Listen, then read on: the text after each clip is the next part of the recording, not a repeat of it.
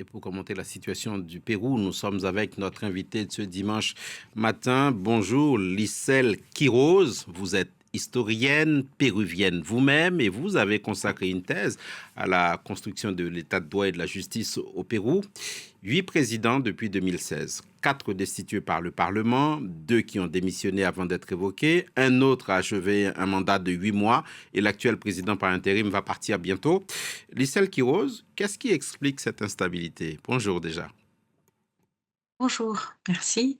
Alors, l'instabilité s'explique d'abord par le système politique il y a eu à partir de 1990 et l'arrivée de justement le père de Keiko Fujimori, hein, une concentration du pouvoir autour de l'exécutif. Puis ensuite, après son départ en 2000, la concentration du pouvoir est passée au sein du Congrès en particulier.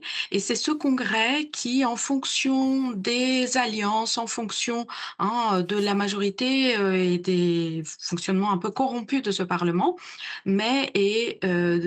destitue ou sort de l'espace politique les présidents.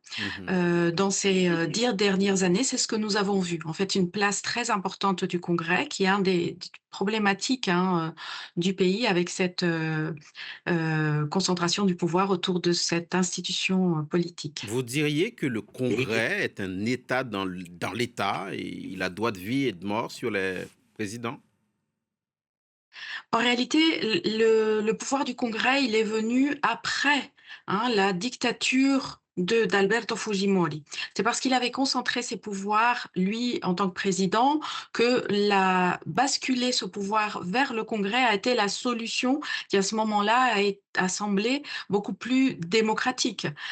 Cependant, on voit plutôt que c'est au Congrès, ce sont des forces politiques qui se sont maintenues et surtout le fujimorisme d'une manière ou d'une autre. En fait, ce Mhm. qu'on voit ici, Keiko Fujimori, elle est l'héritière de ce mouvement, mais elle est aussi, hein, représentante finalement de cette caste politique, on peut dire. Elle est au pouvoir depuis 18 ans, hein. Elle a participé, c'est sa quatrième élection présidentielle. Et là, véritablement, un mouvement politique qui s'est ancré au Pérou et qui dispute aujourd'hui le pouvoir à un autre personnage qui représente tous les damnés de la terre péruvienne, des terres péruviennes, surtout du Pérou pauvre, comme vous l'avez dit, du Pérou, des régions du Pérou, des paysans et des autochtones. On Et donc, parle c'est bien dans ces de, deux Pérous. on parle bien de Roberto Sanchez, issu de la gauche, mais il a aussi un discours nationaliste. Quelles sont ses chances face à Keiko Fujimori qui se présente pour la quatrième fois? Les deux sont dans un mouchoir de poche. Est-ce que Sanchez peut l'emporter face à Keiko Fujimori qui longtemps a essayé de ne pas revendiquer l'héritage du père et qui finalement a fini par le revendiquer? Est-ce que Sanchez a ses chances? Sanchez a toutes ses chances, étant donné que, bon, déjà, ils sont, comme vous l'avez dit, au dernier sondage très serré, hein. Roberto Sanchez a repris parce qu'il était arrivé en deuxième position et comme vous avez dit, on a dû compter jusqu'au dernier bulletin de vote pour déclarer enfin sa deuxième place, hein, malgré des obstacles qu'on a voulu mettre pour qu'il atteigne cette place-là. Il est le représentant. En fait, aujourd'hui, ce qui va se jouer, c'est un vote pour ou contre le fujimorisme. Je dirais qu'il y a une partie, comme je disais, du Pérou qui est quand même celle notamment qui n'a pas compris, qui a vu la destitution de l'ancien président Pedro Castillo, qui était un instituteur vraiment de la campagne syndicaliste, qui a vu cela comme une injustice. Lui, il représente donc la continuité ou disons il voudrait remettre de la justice où on voit de l'injustice, Mhm. mais il y a aussi toute une partie de la population qui est anti Fujimoriste, anti-Keiko, hein, le non, en fait, il y a un vote contre Keiko, le Keiko Noba, hein. Keiko n'est pas celle enfin, on veut finir avec le Fujimorisme, donc on peut avoir la réunion à la fois donc de ces populations oubliées de la croissance économique du Pérou et aussi un vote anti-Fujimori, puisque Fujimori a été condamné, il faut le rappeler, pour crimes contre l'humanité. Durant son mandat présidentiel, il y a eu une forte concentration du pouvoir et on peut dire aussi une violence de l'État très importante Mhm. dans les campagnes. Donc tout ça, il y a cet héritage aussi qui fait qu'il y a un vote contestataire Kaiko à qui a à chez les elle-même fait de la islamistes. prison pour corruption, même si ça a été assez bref, professeur Lissel Quiroz.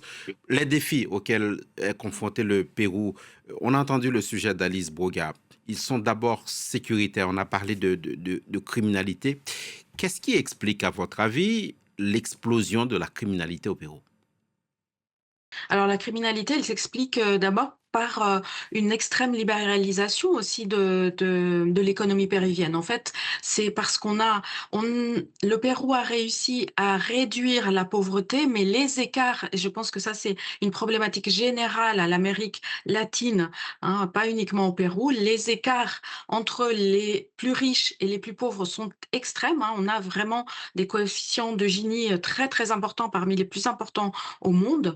Donc ça, va générer une véritable frustration aussi des personnes qui se sentent exclues de ce miracle Mhm. économique, de cette croissance, qui est présentée et qui favorise. Ensuite, des villes très, très importantes. Lima a 10 millions d'habitants dans un pays qui en compte 34. Donc vraiment une concentration aussi dans des villes qui ne sont pas prêtes à recevoir ces populations, qui se concentrent dans des favelas, et qui ne sont pas de ce fait-là aussi, se retrouvent dans des situations d'informalité, c'est là où on trouve le cœur de la criminalité, dans Dernière ces question. espaces, politiques marginaux. Dernière question, Lissel Quiroz. Quel est le rôle des puissances étrangères dans cette élection péruvienne? Je vous pose la question pourquoi. La Chine est le premier partenaire commercial du Pérou, mais les États-Unis, Donald Trump, ne sont pas bien loin. Il y a un candidat d'ailleurs qui a parlé de relations respectueuses à avoir avec Donald Trump.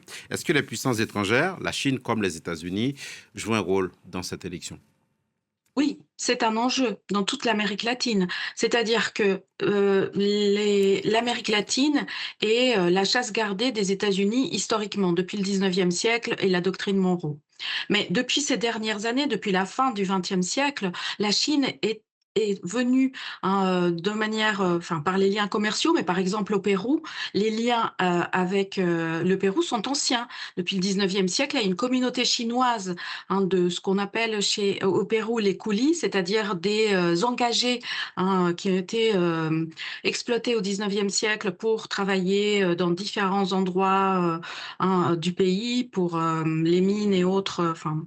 constructions aussi, et qui donc, la Chine a rétabli ses liens avec cette communauté et entrait de plus en plus au Pérou par ses investissements. Donc c'est une concurrence pour les États-Unis. On l'a vu au Venezuela, comment la Chine aujourd'hui pèse, par cette possibilité d'enlever des parts de marché avec les États-Unis. Donc c'est une question économique et puis une question aussi de symbole. C'est-à-dire que les États-Unis ne souhaitent pas cette entrée, cette concurrence surtout économique, mais aussi politique de la Chine. Et donc Merci. évidemment, c'est au cœur de ces élections. Qu'on suivra avec beaucoup d'attention. Merci beaucoup, Lissel Merci Quiroz, beaucoup. historienne péruvienne. Vous avez consacré une thèse à l'histoire de l'état de droit et de la justice au Pérou, professeur à l'université de Cergy-Pontoise. Merci.